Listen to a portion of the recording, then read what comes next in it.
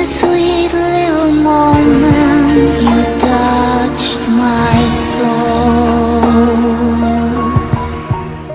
आज बात करेंगे हाकनी देवी के बारे में। तो हाकनी देवी को थोड़ा ध्यान से समझेंगे। हाकनी शब्द में जो हाक है, हाक मतलब जैसे कि गाड़ी हाकना। पौराणिक काल में कहते थे कि भाई चलो गाड़ी हाक लेते हैं, हाकने वाला, चलाने वाला। यानी जो आपका तीसरा नेत्र है, जो आपका आज्ञा चक्र है, उसको कंट्रोल करने के लिए जो योगिनी है वो है हाकनी देवी। अब हम आज्ञा चक्र पर जब ध्यान देते हैं तो आज्ञा चक्र का ये फोटो जब हम देखेंगे तो अक्सर हमें ये दो बीज मंत्र लिखे हुए दिखाई देते हैं, हम और छम। यहाँ पर जितनी भी किताबें छपी हैं, चाहे वो कुंडली जागरण की हो, चाहे वो ध्यान साधना की हो, बस लोग कह देते हैं कि यहाँ पर दो पंखुड़ियां हैं, हम और छम, और ऊ इसका बीज मंत्र है। तो मैं आपको अपनी खोज के आधार पर बताता हूँ कि आखिर हम और छम इसका क्या अर्थ है, और जो बीज मंत्र है ऊ, तो ऊ का क्या तात्पर्य है। तो अब हम तीनों शब्दों को आराम से समझेंगे एक त्रिभुज के रूप में। अब ये जो त्रिभुज मैंने बनाया है, इसमें आप देखेंगे कि सुषुम्ना नाड़ी गई हुई है ये बीच में, और जिसके राइट में लिखा है हम और लेफ्ट में लिखा है छम, और ऊपर मैंने लिखा है इसका बीज मंत्र ऊ। तो अब जब हम इसका समन्वय करते हैं, इसका फार्मूला समझने की कोशिश करते हैं, तो हम का जो अर्थ है ना वो है सदाशिव। जो पौराणिक शास्त्र हुए हैं जो लुप्त हो गए हैं, उनमें हम का जो अर्थ लिखा गया था, हमको सदाशिव बताया गया है। छम को बताया गया है शिव की शक्ति। अब इसी त्रिकोण के बगल में आकर के अब ये दूसरा फोटो देखेंगे। यहाँ पर जो राइट में मैंने कहा है कि हम जो है सदाशिव हैं, तो यहाँ हमारा ये राइट का ब्रेन है। और जब हमने कहा छम, तो छम पर यहाँ आप देखेंगे कि शक्ति है, ये हमारा लेफ्ट का ब्रेन है। अच्छा, मिड ब्रेन एक्टिवेशन में भी कहा जाता है कि हम ज्यादातर अपना लेफ्ट का दिमाग यूज करते हैं, लॉजिक ढूंढते रहते हैं, और जो हमारा राइट का दिमाग होता है वो हम यूज नहीं कर पाते। और जिन लोगों का मिड ब्रेन एक्टिवेशन हो जाता है वो अपना लेफ्ट का दिमाग भी यूज करना शुरू कर देते हैं, तो वो इमेजिनेशन के तौर पर हर चीजें जान लेते हैं। और जब लेफ्ट का दिमाग एक्टिवेट होता है तब ही हमारा पेनियल ग्लैंड सबसे ज्यादा एक्टिवेट होता है, और उसी के बाद हम आंख पर पट्टी बांधकर किसी भी चीज को देख लेते हैं, उसके साथ क्या हुआ है। और कुछ लोग ये जान लेते हैं कि इस पर किसकी प्रेत बाधा है, किसने क्या तंत्र किया है। तो ये जो प्रकरण है, जो मैं आपको ये सारा समझा रहा हूँ, ये विधि है, समझ पाओ तो मैं इसलिए आपको फार्मूले के तौर पर समझा रहा हूँ। तो हम और छम लेफ्ट और राइट है, ये दो बीज मंत्र यहाँ पर आते हैं जो इसी चक्र के हैं। लेकिन इसका जो संपूर्ण बीज मंत्र है ऊ।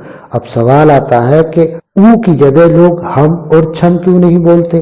तो हम और छम यदि आप बोलोगे तो यहाँ पर दो शक्तियों में विभाजित हो जाओगे। हम का उच्चारण करोगे तो वहां आ जाएगी पुरुष शक्ति, और जब छम का उच्चारण करोगे तब वहां आ जाएगी नर शक्ति, क्योंकि अब ये नीचे का केंद्र है। ये शक्तियां निराकार कब होती हैं, अब ये समझिएगा आप, क्योंकि हम का मतलब है सदाशिव और छम का मतलब है शक्ति। और जो मैंने ऊपर ऊ इसका बीज मंत्र बताया है उसको कहा गया है ए वर्ग। ए वर्ग का मतलब है जिसका कोई वर्ग नहीं है, ना वो स्त्री शक्ति है ना वो पुरुष शक्ति है।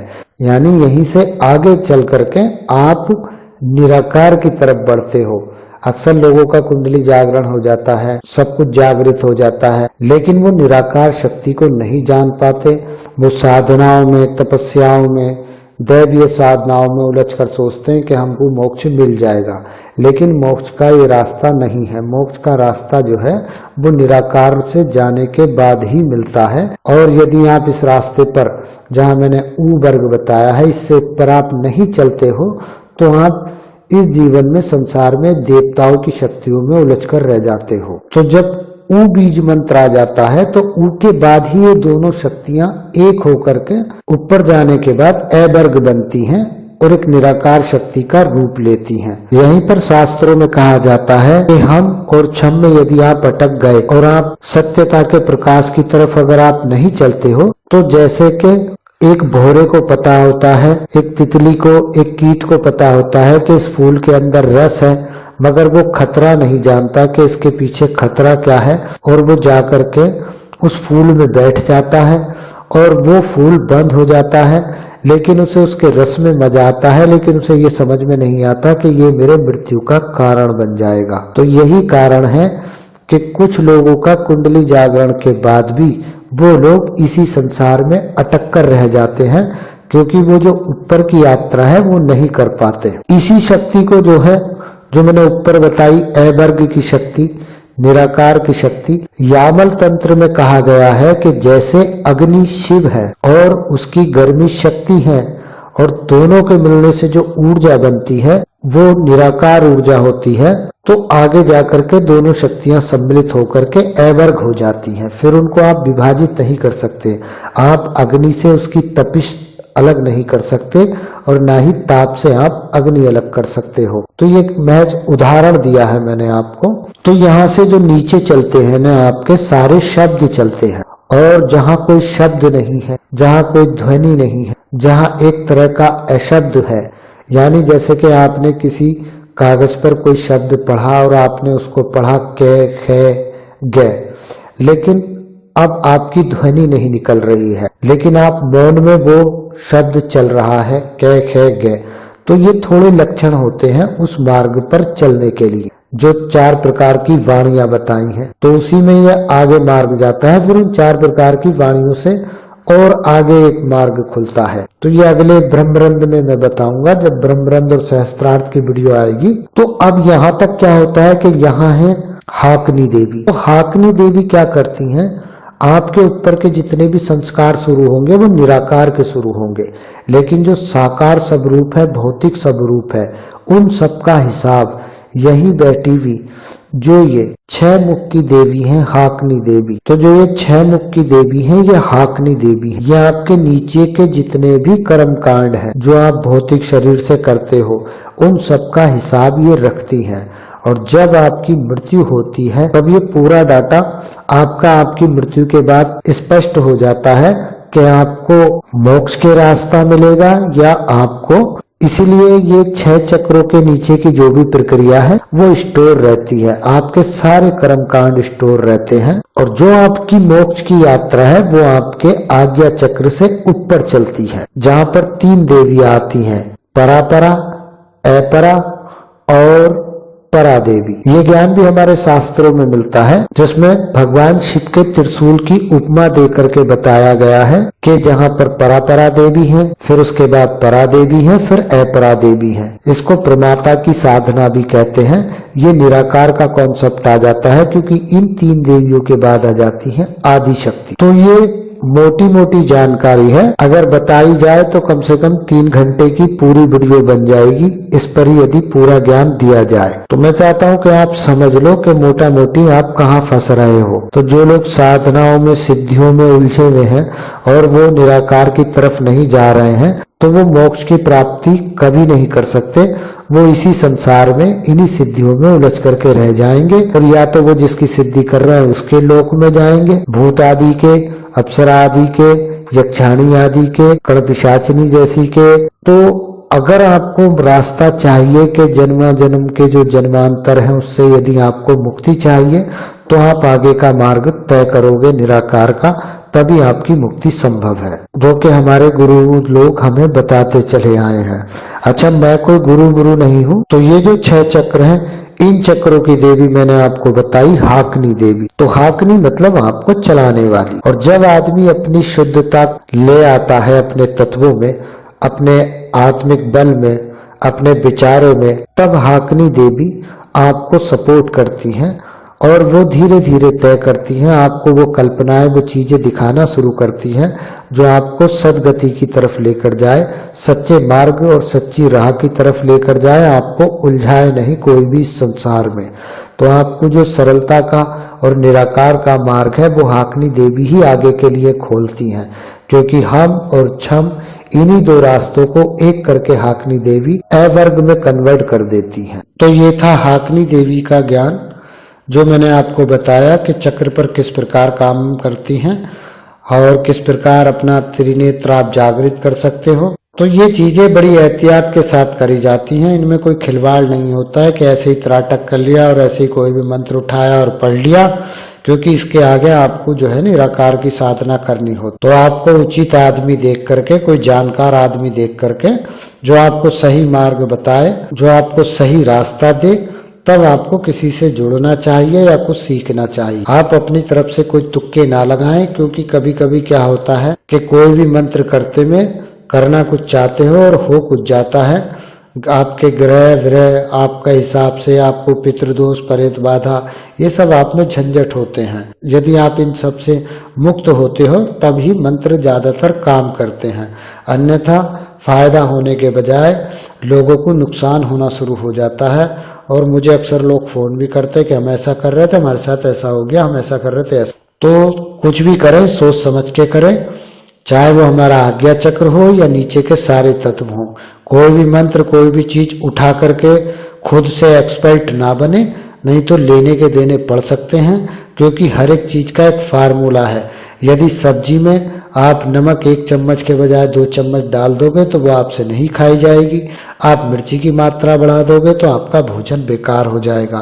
तो ऐसे ही जरा सी मात्रा कम या बढ़ती करने से जब खेल बिगड़ सकता है, तो ये आपकी जिंदगी से जुड़े हुए चक्र हैं। ये आपका भविष्य है पूरा, आपका शरीर, आपकी ऊर्जा, आपकी तपस्या, भक्ति। तो ऐसे ही खिलवाड़ ना करें कि कोई YouTube वीडियो देख ली और शुरू हो गए और करना शुरू कर दिया और बाद में सर पकड़ के रो रहे हो। तो मैं जो इतनी वीडियो डालता हूँ या इतना बताता हूँ, तो मेरा कहने का मतलब यही है, जो सच्चा ज्ञान मुझे समझ में आता है वो एक इंसानियत के तौर पर आप लोगों को दे देता हूँ। मैं यहाँ कुछ साबित करने नहीं आया हूँ, बस जितना होता है मैं लोगों को जागृत करना चाहता हूँ कि वो थोड़ा चीजों को समझें, वो जाने कि हमें किस व्यक्ति को चुनना है, कैसे अपना मार्ग सही करना है, और जो उनका अंतिम पड़ाव है मोक्ष की यात्रा, इन जन्मों के चक्कर से मुक्त होकर उसे वो सही से जान पाए और कर पाए और जीवन में अपना लाभ उठाएं। नमस्ते मित्रों, मेरा नाम राजेंद्र सिंह चौहान है। मैं राजस्थान स्टेट के चित्तौड़गढ़ ज़िले का निवासी हूँ। मैं YouTube के माध्यम से नीरज जी यादव सर से जुड़ा था, जीरो सूत्रा से। कुछ महीनों पुरानी बात है। कुछ परेशानियाँ थी, इसलिए जो YouTube पे कुछ सर्चिंग चल रही थी, तो उसी दौरान मुझे नीरज सर का वीडियो देखने को मिला और फिर मैं उनसे जुड़ा।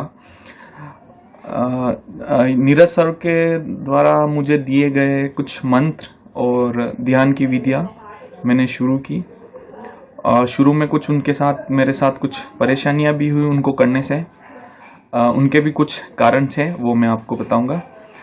फिर मैंने उन ध्यान और मंत्रों को सच्चे मन से किया और फिर मुझे उसका ये लाभ हुआ कि यहाँ तक कि मुझे पता नहीं था। फिर मैंने नीरज जी सर को ये बात फ़ोन पर बात हुई तो कहा कि मुझे कुछ ऐसे अनुभव हुए हैं, और उनकी वीडियो के द्वारा दिए जाने के कुछ समय बाद ही मुझे ये अनुभूतियाँ होने लगी थी, जैसे कि किसी भी घटना का कल होना और आज मुझे उस रात को पता चलना, या कल जो अखबार में हेडलाइन आने वाली है वो मुझे रात में पता चल जाना, या फिर मैं किसी को कह दूं कि कल ऐसा होने वाला है, अनायास तो वैसा हो जाना। और सबसे बड़ी बात मेरे साथ एक हुई कि एक हमारे रिश्तेदार हैं जिनसे मैं ज़्यादा जुड़ा नहीं हूँ,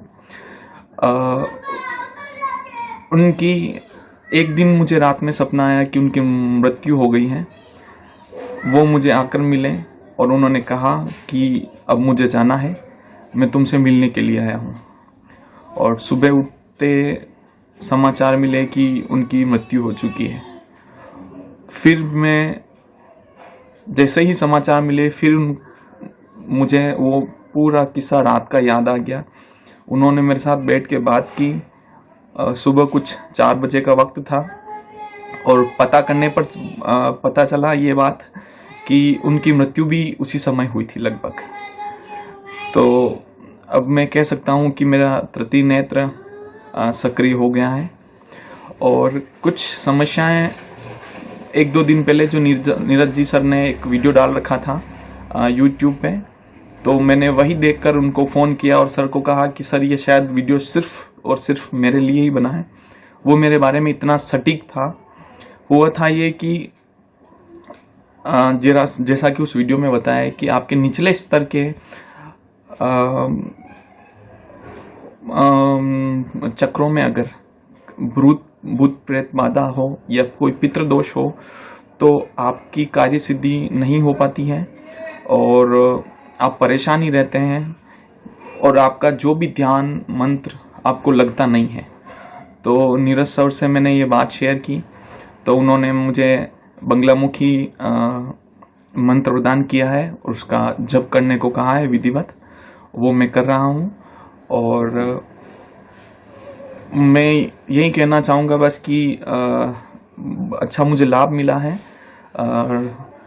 मुझे तृतीय नेत्र भी सक्रिय हुआ है मेरा और कुछ अच्छे बड़े अनुभव हुए हैं मुझे। और मैं आप लोगों के माध्यम से निवेदन करना चाहता हूँ कि मेरे लिए प्रार्थना करें। कुछ समस्याएं हैं जो शायद आपको बताने से और आपसे रूबरू होने से वो सुलझ सकती हैं।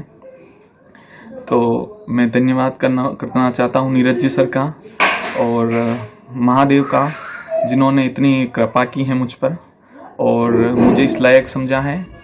और आप सबकी कृपा मुझ पर बनी रहे। जय श्री कृष्ण।